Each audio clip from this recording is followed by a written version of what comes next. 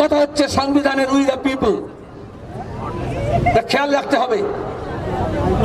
আমরা যখন ছোটবেলায় চিঠি লেখা হতো, যদি মুসলমান হয় লিখবে এলাহি ভরসা, কেউ বলবে ওম হরি সহায়, এরকম নানা রকমের শুনতে হয় তো সূত্রপাতে।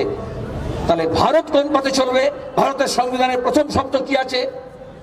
উই দ্য পিপল, ভারতের জনগণ, ভারতের নাগরিকও নয়। সংবিধান সভার সদস্যরা এটা লিখতে পারতেন, we the members of the constituent assembly. যেমন পুরসভা, পঞ্চায়েত, অ্যাসেম্বলি, বিধানসভা এখন হয়, আমরা করলাম, এমপি করলো, এমএলএ করলো, কাউন্সিলর করলো। ভারতের সংবিধান সভা কিন্তু বললো না we the member of the constituent assembly, বললো উই দ্য পিপল। এবং এই 26শে জানুয়ারি সংবিধান গ্রহণ করার আগে 24শে জানুয়ারি, 25শে জানুয়ারি সংবিধান সভা মিলিত হলো এবং সেখানে দাঁড়িয়ে আমাদের জাতীয় সঙ্গীত ন্যাশনাল অ্যান্থেম গ্রহণ করা হলো, জনগণ মন। তাহলে আমাদের জাতীয় সঙ্গীতের প্রথম শব্দ কি? প্রথম শব্দ হচ্ছে জনগণ। সংবিধানের প্রথম শব্দ জনগণ, জাতীয় সঙ্গীতের প্রথম শব্দ জনগণ। তাহলে এই জনগণতন্ত্রকে প্রতিষ্ঠা করতে হবে। তার বদলে এখন নতুন করে রাজা রানী সম্রাজ্ঞী তৈরি করা হচ্ছে। রাজা রানী সম্রাজ্ঞী নিজে থেকে তৈরি হয় না, যুদ্ধ করে অস্ত্র নিয়ে মানুষের লাশের উপর দাঁড়িয়ে তৈরি হয়েছে দেশ জয়ের মধ্য দিয়ে।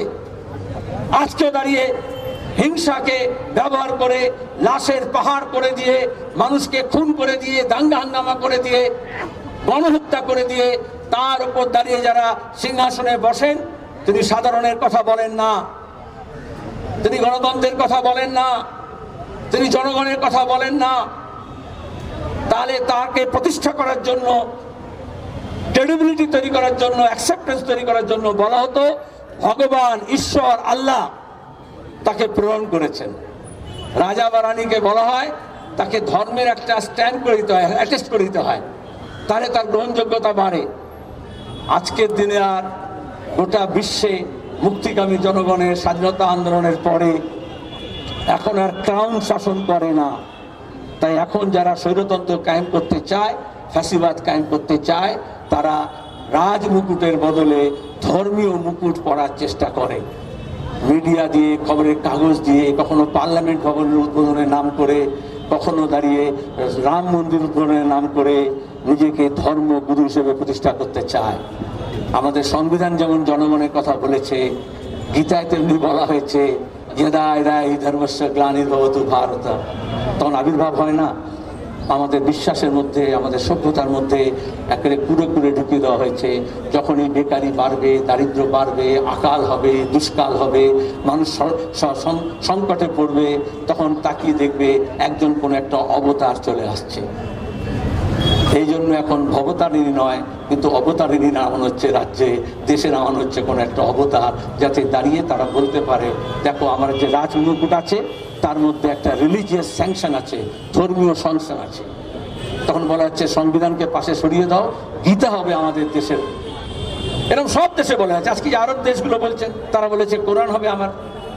দেশ চলবে কোন পথে, তার জন্য সংবিধান।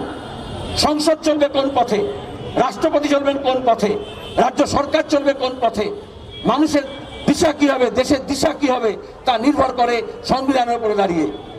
সংবিধান সর্বসম্মত, সর্বগুণ সম্পন্ন, আমরা এটা স্বীকার করি না। তার মধ্যে আরো ভালো ভালো কথা হতে পারত। তাদের সমানাধিকারকে সুনিশ্চিত করার জন্য, সামাজিক ন্যায় প্রতিষ্ঠা করার জন্য, অর্থনৈতিক ন্যায় প্রতিষ্ঠা করার জন্য, রাজনৈতিক ন্যায় প্রতিষ্ঠা করার জন্য আরো ভালো কথা থাকতে পারত।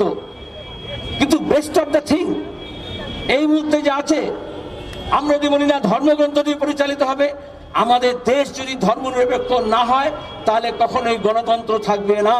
আমাদের প্রতিবেশী দেশগুলোতে আমরা দেখছি যারা ধর্মনিরপেক্ষ হয়নি তারা গণতন্ত্রকেও ধরে রাখতে পারেনি। বাজে বারে মিলিটারি শাসন এসছে, অথরিটেরিয়ান শাসন এসছে। আবার আমাদের দেশ যদি গণতান্ত্রিক না হয় তাহলে ধর্মনিরপেক্ষ হবে না। তার আজকে দাঁড়িয়ে ধর্মনিরপেক্ষতার চিতা জ্বালিয়ে তার উপর দাঁড়িয়ে গণতন্ত্রের চেরাগ জ্বালানো যাবে না। আবার আমাদের রাজ্যে যেরকম দেখছি, দেশের অন্যান্য জায়গায় দেখছি, গণতন্ত্রের সর্বনাশ করে তাকে কবরে তুলে দিয়ে আর তার উপরে ধর্মনিরপেক্ষতার প্রদীপ জ্বালানো যাবে না। The question is to safeguard our secular democracy. গণতান্ত্রিক ধর্মনিরপেক্ষ যে চরিত্র আছে তাকে রক্ষা করতে হবে, সেটা ওতপ্রোতভাবে যুক্ত। আমাদের মানুষের যে জীবন জীবিকার সমস্যা আছে তার সমাধান করতে হবে। আমাদের দেশটা যদি ভবিষ্যতের পথে যায়, কোন পথে যাবে? আমরা একটা চৌরাস্তায় দাঁড়িয়ে আছি, সেখানে নানান দিকে টান আসছে। দক্ষিণ পন্থার যে উত্থান হয়েছে, তারা স্বাভাবিকভাবেই আমার অর্থনীতিকে যেভাবে গ্রাস করছে, আমাদের প্রাকৃতিক সম্পদকে যেভাবে গ্রাস করছে, আমাদের ব্যাংক, পোস্ট অফিস, এয়ারপোর্ট, বন্দর, রেল সবটাকে যেভাবে হাতে তুলে দিচ্ছে কয়েকটা মুষ্টিমেয় পুঁজিপতিদের হাতে, সেরকম তারা ক্ষমতাকেও কুক্ষিগত করছে। অর্থনৈতিক যে বুনিয়াদ তাকে যখন নড়বড়ে করছে, তাকে গ্যারান্টি করার জন্য গণতন্ত্রের বুনিয়াদকেও নড়বড়ে করতে হবে। আর গণতন্ত্রের বুনিয়াদকে নড়বড়ে করতে হলে মানুষের যে ঐক্য আছে তাতে ফাটল ধরতে হবে। তাহলে ধর্মনিরপেক্ষতার উপরে আক্রমণ আনতে হবে, একটার সঙ্গে আরেকটা ওতপ্রোতভাবে যুক্ত। আর এই তিনটে যদি করতে হয়, তাহলে যুক্তরাষ্ট্রীয় কাঠামোকেও দুর্বল করতে হবে। তাহলে মণিপুর, মিজোরাম, অরুণাচল প্রদেশ, গুজরাট, ওই যে জাতীয় সঙ্গীতে যেরকম আছে গুজরাট, কিন্তু মারাঠা, তাহলে দ্রাবিড় বঙ্গ, এই সবাই একসঙ্গে থাকবে কিসে? এ থেকে যে বাঁধা হয় সেটা হচ্ছে সংবিধান, যে সূত্রে বাঁধা হয়। আজকে সেই সূত্রটাকে ছিঁড়ে ফেলা হচ্ছে, যাতে আনবান্ডেল করা হয়, যাতে জাত পাত, ধর্ম, বর্ণ, ভাষা, প্রদেশের নামে দেশটা টুকরো টুকরো হয়।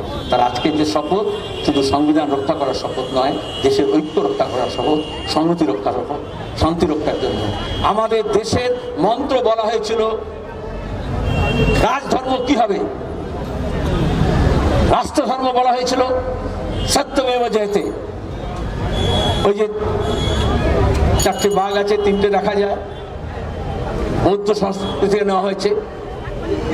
সেখানে দাঁড়িয়ে তার নিচে লেখা আছে দেবনাগরী অক্ষরে সত্যমেব জয়তে, সত্যের জয় হবে। আর রাজধর্ম হিসেবে বলা হয়েছিল অহিংসা পরম ধর্ম। আমরা এই জন্য পরমাণু বোমার বিরুদ্ধে, আমরা এই জন্য যুদ্ধের বিরুদ্ধে। আমরা একটা জাতি, একটা জনগোষ্ঠীর উপরে হিংসার দ্বারা আরেকজন তার নিজের বিশ্বাস, নিজের খাদ্য, নিজের পোশাক, নিজের উপাসনা পদ্ধতি চাপিয়ে দেবে, আমরা তার বিরুদ্ধে। তাহলে একেবারে গৌতম বৌদ্ধ, জৈন থেকে গান্ধী সবাই বললেন অহিংসা পরম ধর্ম। আজকে দেশের সংকট কি? সামান্য সংকট দেখতে গেলে। যেটা ছিল অহিংসা পরম ধর্ম, রাষ্ট্রধর্ম, তার অটাকে তুলে ফেলা হলো। আর তারপরে যেখানে বলা ছিল সত্যমেব জয়তে, সেখানে অটাকে প্রতিস্থাপন করা হলো। এই যে পরিবর্তনের যুগে এক জায়গার অটাকে অন্য জায়গায় লাগিয়ে দিলে আজকে রাজনীতি দেখছি হিংসা পরম ধর্ম। মণিপুর প্রতিবাদ সাক্ষা দিচ্ছে প্রতিবাদ প্রতিদিন, আর অন্যদিকে মুখ্যমন্ত্রী আর প্রধানমন্ত্রীর বক্তৃতায় শোনা যাচ্ছে অসত্যমেব জয়তে। তাহলে আমাদের এই বামপন্থীদের আমাদের এই শপথ নিতে হবে, অটাকে যথাস্থানে ফিরিয়ে দিতে হবে, যাতে সত্যমেব জয়তে হয় এবং অহিংসা পরম ধর্ম হয়। ধন্যবাদ, নমস্কার।